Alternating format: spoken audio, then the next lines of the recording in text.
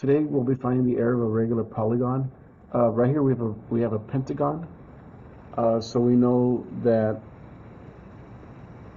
this right here is called an apothem.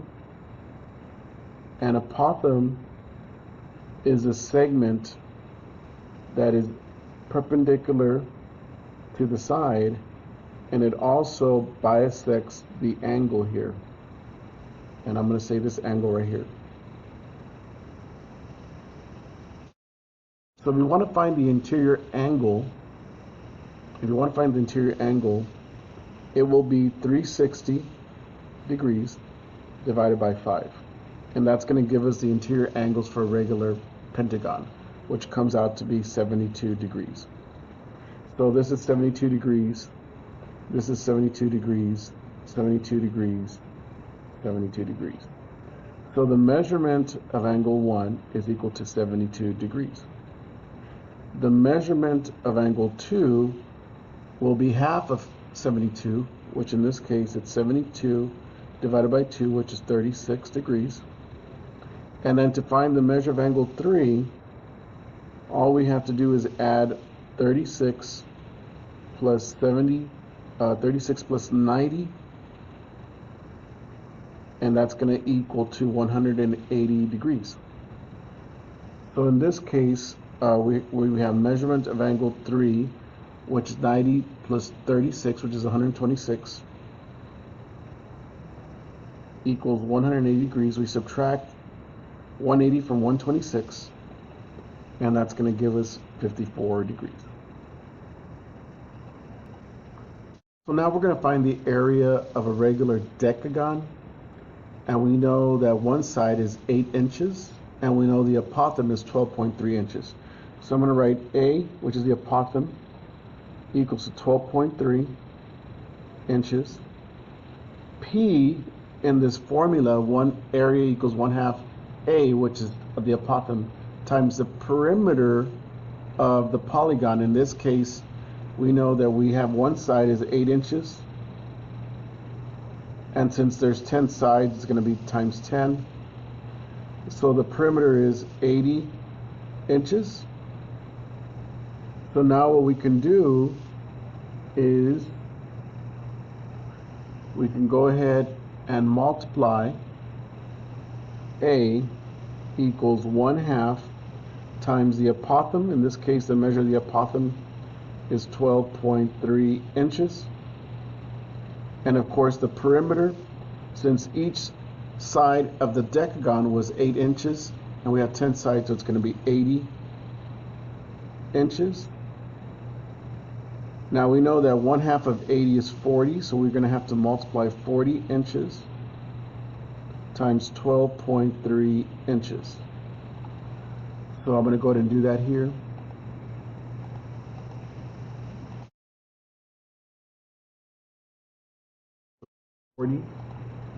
Times 12.3.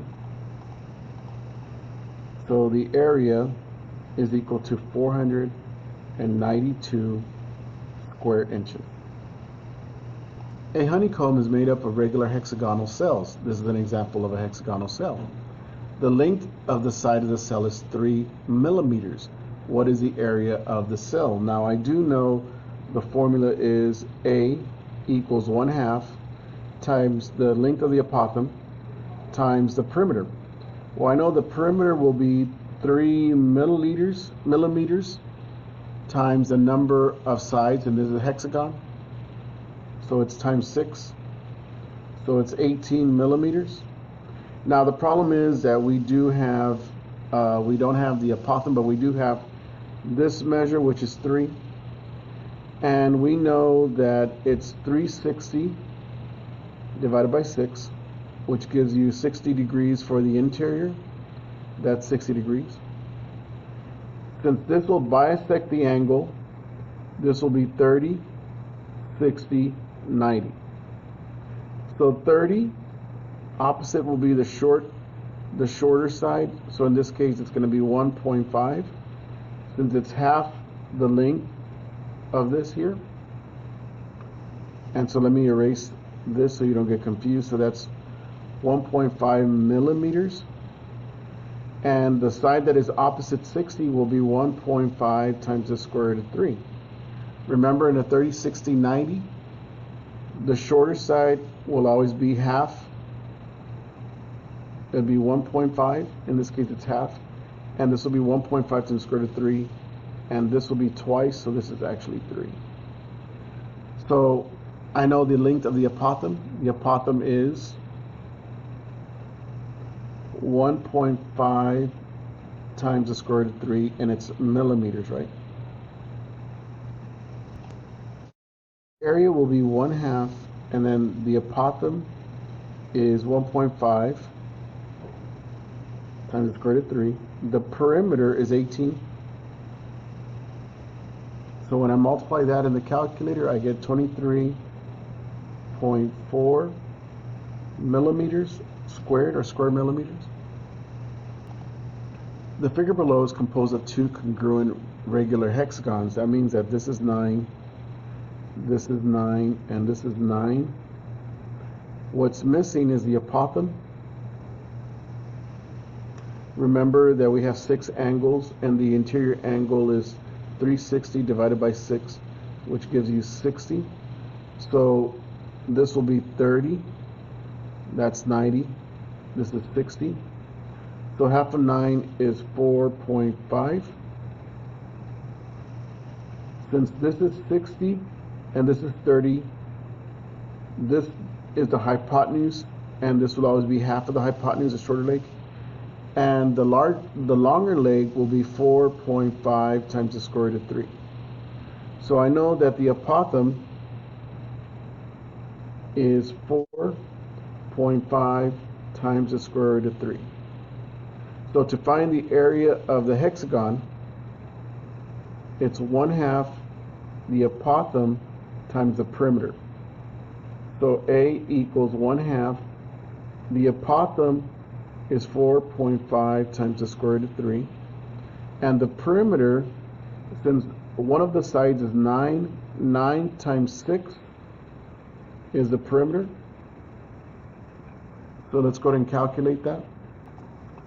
So the units is 210.44 square units. Now I did find the area of the hexagon. By me finding one hexagon, then I did find the area of the other hexagon. So to find the total area, I would just have to multiply it by 2 for the amount of hexagons I have. So it's times 2, which is going to be 420.88 units squared.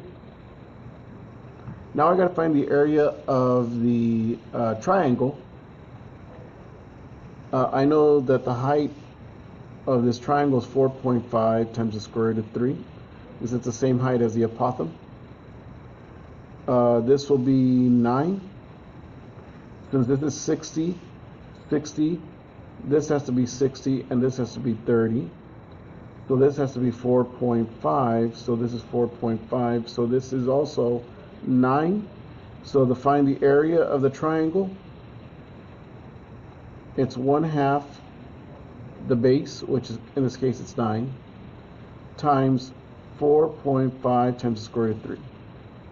And that will be the area of the triangle. So let's go ahead and figure that out.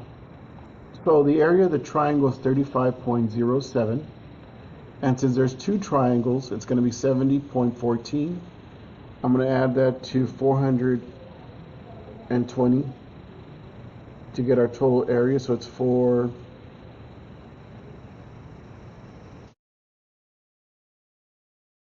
So when I add the total area of the hexagons, it's going to be 420 plus 70, which gives us approximately 491.02 units squared for the composite figure.